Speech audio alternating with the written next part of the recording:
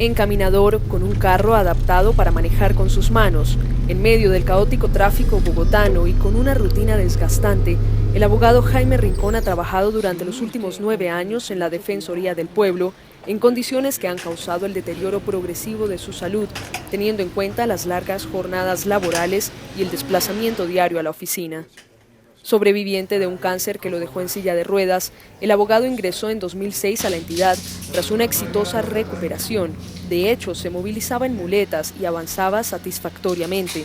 Sin embargo, en septiembre de 2011, Medilaboral, una empresa contratada por la misma Defensoría para realizar un examen de salud periódico a los funcionarios, recomendó que revisaran las jornadas laborales de Rincón para adecuarlas a su condición.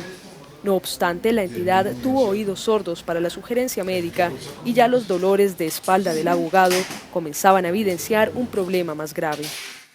3 años pasaron y nuevamente en octubre de 2014, otra empresa, Salud Vital, sugirió el teletrabajo para el funcionario, cuando los malestares se habían vuelto crónicos. Rincón explicó que de nuevo la entidad hizo caso omiso. Eso me ocasionó unos perjuicios morales, económicos, la vida en relación, porque ya las condiciones variaron totalmente, hubo un aislamiento prácticamente con los demás funcionarios de la entidad, porque el deterioro fue progresivo por el incumplimiento de las recomendaciones, los dolores se incrementaron a tal punto que me he visto sometido a 5 bloqueos de mi columna vertebral en menos de un año y a 2 cirugías de la columna vertebral para poder restablecer de alguna manera el daño irreparable que ya se me causó por el no cumplimiento, como era la obligación de la entidad defensora de los derechos humanos. Ese incumplimiento llevó a que mi dignidad humana se deteriorara y a haberme sometido a una deshonra durante 4 años por las circunstancias de dolor, de condiciones indignas en el trabajo, de escarnio y de oficios conminatorios por parte del director de la Oficina de la Dirección Nacional de Acción y Recursos Judiciales, Julián Andrés Fernández, como también de la subdirectora de Talento Humano, Ana Elizabeth Hernández Botías, 2 funcionarios que han sido renuentes en que se cumplan las recomendaciones que decían que yo podía trabajar en mi casa. Ante la aparente indiferencia de la Defensoría del Pueblo, el abogado presentó una tutela con 73 pruebas irrefutables por la entidad y un fallo del Tribunal Superior de Bogotá ordenó el pasado 21 de octubre la inmediata implementación del teletrabajo para Rincón, lo que había venido pidiendo hace años, algo que si la Defensoría hubiera acatado antes, no le hubiera causado al funcionario un grave retroceso en su proceso de recuperación, sin contar que además esto ha afectado a su núcleo familiar, padre, esposa e hijos. Pero aún así la norma no fue acatada tal como lo dictaminó el tribunal. Dictan una resolución concediéndome el teletrabajo, pero no lo ajustan a lo que se había solicitado, que era el teletrabajo autónomo por un lado. 2, el tribunal ordenó colocar una oficina en la nueva sede para donde se va la Defensoría, tampoco lo colocaron. Están tratando de olvidar ese tema. Y 3, hubo una falsa motivación de la resolución porque dijeron dentro de la misma que era porque yo había solicitado en diciembre, cuando la verdad es que fue por una orden del Tribunal Superior de Bogotá.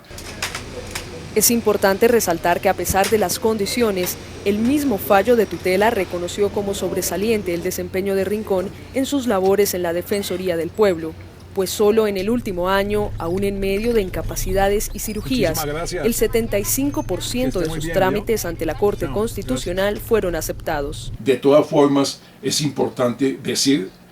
y denunciar, si se puede llamar así, que hay un daño ya irreparable porque quedé con una lesión en la columna definitiva, no se ha podido solucionar con las 2 cirugías ni con los 5 bloqueos, como tampoco el dolor crónico, que es intratable según el concepto de los médicos por no haberse cumplido a tiempo las recomendaciones médicas. Para culminar y para demostrar la violación de mis derechos que se ha venido haciendo desde hace 4 años atrás, la Defensoría del Pueblo, a través del doctor Julián Fernández, ha tomado retaliaciones en el sentido de haberme quitado todas las funciones que venía desempeñando como una manera de que haya un aislamiento social por parte de no involucrarme socialmente más con los demás compañeros con los que yo trabajaba durante 7 años haciendo insistencias ante la Corte Constitucional. Por su parte, la terapeuta física Liliana Guayara calificó como alarmante el estado de salud de su paciente y aseguró en una carta dirigida a la Defensoría el 22 de junio pasado que el deterioro que ha tenido el abogado en su salud se relaciona con la falta de cumplimiento de las recomendaciones de los diferentes profesionales que lo han tratado. Es inconcebible que la entidad defensora de los derechos humanos de todos los colombianos sea la que esté violando los derechos de un funcionario en condición de discapacidad física y, como lo dije, de especial protección constitucional.